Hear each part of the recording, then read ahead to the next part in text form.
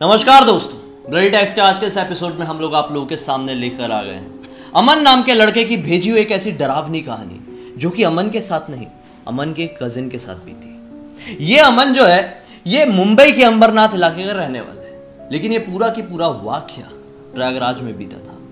क्या था ये वाकया और इतनी सस्पेंस के साथ मैंने कैसे शुरुआत किया, ये डिटेल में आप लोगों को अब जिया समझाएगी। ये जो अमन है ये अंबरनाथ का रहने वाला है, बट 2014 में क्या होता है कि ये लोग अपने गांव जाने के लिए डिसाइड करते हैं प्रयागराज। तो ये लोग अंबरनाथ से कल्याण स्टेशन पे आते हैं और कल्याण स्टेशन से प्रयागराज के लिए ट्रेन पकड़ते हैं और यही 24 घंटे करीब में ये लोग प्रयागराज पहुंच जाते हैं। उसके बाद ये अपने वहाँ पे जाने के बाद प्रयागराज बहुत ज़्यादा खुश होता है, अपने घर पे जाता है, अपने घर वालों से मिलता है, अपने गांव वालों से मिलता है। मतलब इसकी ज़िंदगी अच्छी खासी कट रही थी। तभी क्या होता है कि इसका बुआ का लड़का उत्कर्ष आता है अपने नानी के घर पे, यानी कि इसके ही घर पे ऐसी छुट्टियां मनाने के लिए, क्योंकि उसके भी स्कूल और कॉलेज की छुट्टियां चल रही थी। तो ये लोग सोचते हैं कि अभी हम लोग का बहुत बड़ा ग्रुप हो गया है, बहुत सारे भाई बहन हो गए, तो एक काम करते हैं हम लोग क्रिकेट खेलने चलते हैं। और गांव में क्रिकेट खेलना खेतों में बहुत ज़्यादा फेमस है कि गांव के जो बच्चे होते हैं खेतों में जाते हैं, वहाँ पे क्रिकेट लगाते हैं और खेलते हैं कुछ कुछ घंटे में, कभी इवनिंग में कभी मॉर्निंग में, ऐसा टाइम फिक्स कर लेते हैं। तो ये इन लोगों को जो टाइम था वो 3 बजे से लेके शाम के 6 बजे तक क्रिकेट खेलने का था। इनके धूप में? हाँ, वो करते हैं, गांव के बच्चे खेलते, तुम नहीं समझ रहे हो। तो वो लोग भी ऐसा ही करते थे, 3 बजे से 6 बजे तक क्रिकेट खेलने जाते थे रोज इवनिंग के टाइम में, शाम तक 6 बजे तक घर पे वापस आ जाते थे। इन लोग क्रिकेट खेलते हुए 4 दिन हुआ था, लेकिन 5वें दिन कुछ इनके साथ ऐसा बीत जाता है जिसकी वजह से वो लोग क्रिकेट खेलना दूर की बात है, उधर जाना भी बंद कर देते हैं। ऐसा क्या बीत गया? 5वें दिन ये लोग क्रिकेट खेल रहे थे और जो अमन था उसने जोर से छक्का वाला बॉल मारा उसने, और वो दूर जाके गिरा जहाँ पे कब्र लोगों का बना हुआ था वहां पे। अच्छा, मतलब कब्रिस्तान हाँ, में जाके कब्रिस्तान में जाके गिरा बॉल। तो बाकी सब लोग बोलने लगे जाओ जाओ लेके आओ। तो बाकी लोग बोल रहे हम क्यों लेके आए, उसको लेके आने का बारी है, मतलब उत्कर्ष की, कि ये बहुत टाइम से बॉल लेने गया, वही लेके आएगा, अभी हमको नहीं जाना कब्र में। थोड़े कुछ लोग डर भी रहे थे, जो बच्चे थे वो डरते हैं, कब्रिस्तान हो या शमशान घाट उसमें जाने से डरते हैं। तो उत्कर्ष बोलता है हाँ कोई बात नहीं, मैं लेके आता हूँ। वो शेर बनता है, बोलता है कि हाँ मैं लेके आता हूँ, देखता हूँ कुछ नहीं होता है कब्रिस्तान में या कब्र में कहीं पर भी जाने में। तो वो जाता है वहाँ पे बॉल लेने के लिए, बहुत टाइम तक बॉल ढूंढता है लेकिन उसको बॉल मिल नहीं रहा था। बहुत टाइम तक ढूंढते ढूंढते उसको बॉल मिलता है एक जगह से, लेकिन उसका पैर वहीं पे एक नारियल पे पड़ जाता है। तो वो इतना माइंड नहीं करता है, सोचता है कि क्या मेरे को क्या करना, अभी हमारा खेल बाकी है, अभी हम लोगों को खेल खेलना ही है, अभी हम लोग का क्रिकेट खेलेंगे, उसके बाद इवनिंग में जल्दी घर जाना पड़ेगा, नहीं तो घर वाले चिल्लाएंगे लेट होगा। तो ये लोग आराम से क्रिकेट खेलते हैं, उसके बाद अपने घर चले जाते हैं। जो घर जाने के बाद आज का जो रात था उत्कर्ष के लिए और अमन के लिए, उनकी फैमिली वालों के लिए अच्छा नहीं था, क्योंकि जब से उत्कर्ष घर पे आया तब से अजीब सा बिहेव कर रहा था। मतलब बहुत चिल्लाने लगा था, चिड़चिड़ापन फील करने लगा था और लोगों से गुस्से में बात करने लगा था। और उस दिन उसने खाना भी नहीं खाया। उसी दिन की बात है, हाँ, जिस दिन पैर में लगा, जिस दिन पैर में नारियल लगा था उस दिन उसने खाना भी नहीं खाया। लोगों ने सोचा कि हो सकता है कुछ बच्चों से लड़ाई हो गई होगी, बाहर कुछ ऐसा हुआ होगा जिसकी वजह से ऐसी हरकतें कर रहा है। तो उस दिन घर वाले माइंड नहीं करते हैं, लेकिन दूसरे दिन से जो उत्कर्ष था उसकी बिहेवियर बिल्कुल चेंज हो जाता है। दूसरे दिन जब सब लोग खाना खा रहे थे बैठ के, वो भी आता है एकदम स्पीड में दौड़ते दौड़ते और खाना खाने बैठता है और ऐसा खाना खाता है घर पे जितना खाना पूरा खाना खा जाता है। सबसे छीन छीन के सबके पास से ले खाता है, जितना रखा है बर्तन में हांडी में सब खाना उठा खा जाता है। सब लोग शॉक्ड थे कि ये इतना खाना कैसे खा सकता है एक नॉर्मल बच्चा। इतने खाना तो मतलब 7-8 लोग मिलके भी नहीं खा सकते। और उनकी फैमिली में बहुत ज्यादा लोग आए हुए थे, उसके बुआ के लड़के, ये लोग, मतलब उनकी बड़ी फैमिली थी, तो सबके लिए ज्यादा खाना बनता था, लेकिन वो पूरा खाना अकेले खा गया था। ये सबके लिए शॉकिंग था, लेकिन इतना माइंड नहीं करते हैं, सोचते हैं कि पता नहीं कुछ प्रॉब्लम हो गई है, क्या हुआ है नहीं समझ में आ रहा है, लेकिन इतना माइंड नहीं करते, छोड़ देते हैं। जब रात में ये सो रहा होता है तो रात के 1:30 बजे करीब ये उठता है और बहुत जोर से चिल्लाने लगता है और अपने पापा के रूम में जाता है, बोलता है कि मुझे चिकन ला के दो। तो इसके पापा पूछते हैं कि चिकन, अभी रात के 1:30 बजे कौन सा चिकन शॉप खुला होगा, तुझे पहले बताना चाहिए था, दिन में बताया हो तो मंगा के बनवा दिए होते। तो बोलता है नहीं मुझे नहीं पता, मुझे अभी चिकन चाहिए। उसके पापा बोलते बेटा ऐसी हरकत क्यों कर रहा है, तो बच्चा नहीं है बड़ा हो गया है, ऐसी हरकत में जा सुबह मंगा देंगे, ज़्यादा मंगा, जितना खाना हो कल खा लेना तू। तो बिल्कुल नहीं सुनता है। किचन में चाकू रखा तो चाकू लेके आता है और अपने बाप को दिखा बोलता है दे रहा है कि नहीं चिकन मेरे को तू। अच्छा। अगर चिकन नहीं दी इस चाकू से तेरे को मार डालूंगा। वो जो उत्कर्ष के पापा थे वो बहुत ज्यादा डर जाते हैं। वो अपने घर से बाहर भाग जाते हैं, सोचते हैं कि पता नहीं क्यों ऐसे पागल जैसे हरकत करे, बाई चांस चाकू को मार गया तो मैं क्या करूंगा फिर। तो उसके बाद वो बाहर भाग जाते हैं और उसके बाद जो घर वाले थे बाकी सब लोग को जाके उठाते हैं, चिल्ला चिल्ला के सब लोग उठते हैं, उसे जबरदस्ती हाथ से चाकू छीनते हैं। उसके बाद ये लोग सुबह पूछते हैं उससे कि ऐसी ऐसी हरकत तू क्यों कर रहा था, कुछ भी बात नहीं करता है, कुछ नहीं बताता है। तो वो बोलना ही बंद कर दिया था नॉर्मली, किसी से कुछ बात कर ही नहीं रहा था। तो सबको समझ में नहीं आता आखिर ऐसा क्यों कर रहा है। लेकिन जो इनके लिए दूसरा रात था वो बहुत ज़्यादा मुश्किल वाला रात था, क्योंकि सेम रात के 1:30 बजे उठता है और बहुत ज़ोर से चिल्लाने लगता है कि मुझे चिकन दो, मुझे मटन दो, मुझे पागल हो जाते हैं, बिल्कुल ऐसे पागल से हरकत करने लगता है। तो सब लोग उठते हैं घर वाले कि ऐसा क्यों कर रहा है। देखते हैं कि उसका जो हाथ में चाकू लिया था और अपने खुद के हाथ को ऐसे काट के और अपने हाथ से उसे खून निकल रहा है, अपना खून पी रहा है खुद ही वो। अच्छा। अपने हाथ को काट के अपने हाथ का खून खुद पी रहा है। सोचो, इमेजिन करो कितना ज्यादा क्रीपी दिख रहा होगा वो टाइम पे।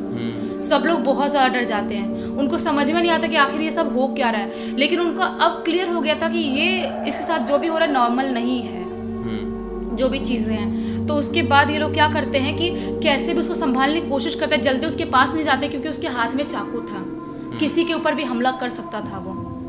और वो जब भी बोलता सिर्फ मांस के बारे में बोलता है, मेरे को मांस खाना है, ऐसे ही बोलता था वो। तो इस बार कैसे भी उसके हाथ से चाकू छीनते हैं 4-5 लोग मिलके और अपने पड़ोस वड़ोस वाले लोगों को, आदमी लोगों को बुलाते हैं जो स्ट्रांग होते हैं, उनको बुला के उसको पकड़ के बांधते हैं अपने घर में। और उनके पड़ोस में एक आदमी था जिसने बताया कि एक काम करो, इसको पास में ही एक बाबा जी रहते हैं, उनके पास लेके जाओ और दिखाओ इसको कुछ ऊपरी हवा लगी हुई है, कुछ तो प्रॉब्लम है, ऐसा कोई नॉर्मल बच्चा ऐसा बिहेव कर ही नहीं सकता। तो घर वाले सोचते हैं कि ठीक है, कैसे भी रात भर इसको बांध के रखते हैं, सुबह सुबह लेके जाएंगे। लेकिन जब ये लोग सुबह ले जाने के लिए उसको जाते हैं, 4-5 लोग पकड़ने के लिए उसको आते हैं, वो किसी के पकड़ में आ ही नहीं रहा था, सबको काटने लगा था, भागने लगा था। मतलब सोचो, हट्टे कट्टे 4-5 लोग एक बच्चे को नहीं संभाल पा रहे हैं। वो बिल्कुल उस हालत में था ही नहीं कि उसको लेके जाएं। तो वो लोग आखिर में हार मान जाते हैं और बोलते हैं पड़ोस वालों कि आपके पास बाबा जी का पता हो तो उनको दे दो, हम उनको घर पे बुला के लाएंगे, क्योंकि इसको वहाँ पे ले जाना बिल्कुल भी पॉसिबल नहीं है। तो ये लोग जो पड़ोस वाले थे बाबा जी का नंबर देते हैं और इसके उत्कर्ष के पापा जाते हैं और बाबा जी को घर पे लाते हैं। तो जब बाबा जी देखते हैं इसको, तो उसके बाद बाबा जी को देख और पागल हो जाता है ये, और हरकतें करने लगता है, बोलता है इसको क्यों बुला के लाया, इसको क्यों बुला के लाया, अब तो बिल्कुल नहीं छोड़ूंगा, इसको मार डालूंगा, मैं इसको कच्चा चबा जाऊंगा, ऐसी हरकतें करने लगा था। मतलब बाबा को देख एकदम बौखला गया था। लेकिन बाबा ने अपना झाड़ना फूकना स्टार्ट किया, उसके बाद भी वो काबू में नहीं आ रहा था, वो बिल्कुल पागल हो गया। बाबा बार बार पूछने की कोशिश कर रहे थे कि कौन है तू, क्यों बच्चे को मारना चाहता है, इस बच्चे के साथ ऐसा क्यों कर रहा है। लेकिन जो भी शैतान उसके अंदर था वो कुछ भी जवाब नहीं दे रहा था, वो अपना मुंह ही नहीं खोल रहा था। और बहुत सारे केसेस में ऐसा होता है कि जो अंदर शैतान होते हैं वो जल्दी बोलते नहीं, ना अपना नाम बताते हैं, ना ही कुछ बताते हैं। नहीं बताते, कभी इतनी आसानी से नहीं बताते हैं। बाबा बहुत कोशिश कर रहे हैं, बहुत मंत्र पढ़ रहे हैं, कुछ फर्क नहीं पड़ रहा है। तो उन्होंने और 5-6 बाबा लोगों को बुलाए, बाबा ने 5-6 बाबा को बुलाए और सब लोग गोला में बैठ गए वहां पे, गोला बना के, और सब लोग एक साथ मंत्र पढ़ रहे हैं चिल्ला चिल्ला के, और बहुत हवन ववन करने लगे, वहां पे मंत्र पढ़ने लगे और बड़ा पूजा करना चालू कर दिया। तब वो बिल्कुल बौखला गया था, वो बिल्कुल भी वो बीच में बैठना नहीं चाह रहा था। तो उन्होंने कैसे मंत्र पढ़े, उसके बाद उसको वैसे में लेके आए कि वो उगलने लायक हो गया। उसके बाद उसने उगला, उसने बताया कि मैं एक जिन हूँ और मैं आराम से बैठा हुआ था, इसने मेरे ऊपर पैर रखा है, इसने मुझे आज़ाद किया है, इसलिए इसको मैं लेके जाऊंगा अपने साथ। मैं इससे बहुत खुश हूँ क्योंकि मैं बहुत टाइम से बंद था, इसने मुझे आज़ाद किया है। ऐसा बोलता है वो जिन। तो ये लोग बहुत शॉक्ड हो जाते हैं कि बोलते हैं नहीं नहीं ऐसा मत करना, ऐसा कुछ मत कर। बाबा बोलते हैं कि तू ऐसा क्यों करना चाहता है, तू कुछ भी हो जाए, तू कुछ और मांग, लेकिन ये बच्चे की जान नहीं देंगे तुझे हम लोग। बाबा ऐसा बोलते हैं। बोलता है नहीं मुझे कुछ भी नहीं पता, मैं मानूंगा ही नहीं, मैं लेके जाऊंगा तो इस बच्चे को ही लेके जाऊंगा। तो उसके बाद बहुत पूजा पाठ कराते हैं, उसके ऊपर पवित्र जल छिड़कते हैं। उसके बाद वो बाद में बोलता है कि ठीक है मैं मान जाऊंगा, लेकिन मुझे एक बड़ा बकरे की बलि देना पड़ेगा तुम लोगों को। तो बाबा बोलते हैं हाँ ठीक है, बकरे के बलि देंगे, देते हैं तुझे, अभी देते हैं, लेकिन तू इस लड़के को छोड़ दे। तो उसके बाद बकरा मंगाया जाता है, उसकी बलि देते हैं। उसके बाद उत्कर्ष की बॉडी से जब बलि देते हैं ना तुरंत, उसके बाद धड़ाम से उत्कर्ष वहीं पे बेहोश हो जाता है, और बेहोश होने के 3-4 घंटे बाद उसको होश आता है। उसके बाद वो बिल्कुल नॉर्मल हो चुका था, उसके साथ ऐसा कुछ भी नहीं हुआ उसके बाद।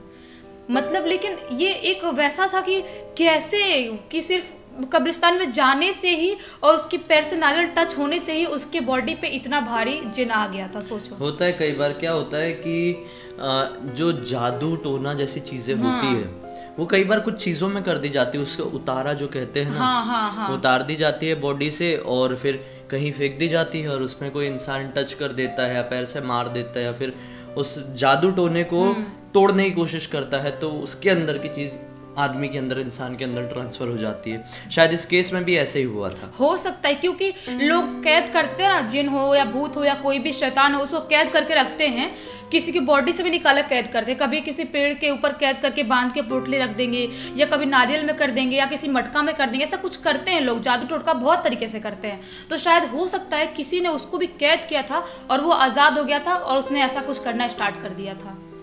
लेकिन बहुत ज्यादा स्कैरी ऐसा, मतलब अब तो ऐसी कहानियां सुन के ना ऐसा डर लगने लगता है कि रास्ते से गुजर रहे हैं, कुछ भी अनजानी चीज दिखे तो उससे भैया 10 कदम की दूरी बना के रखो, बेटर है।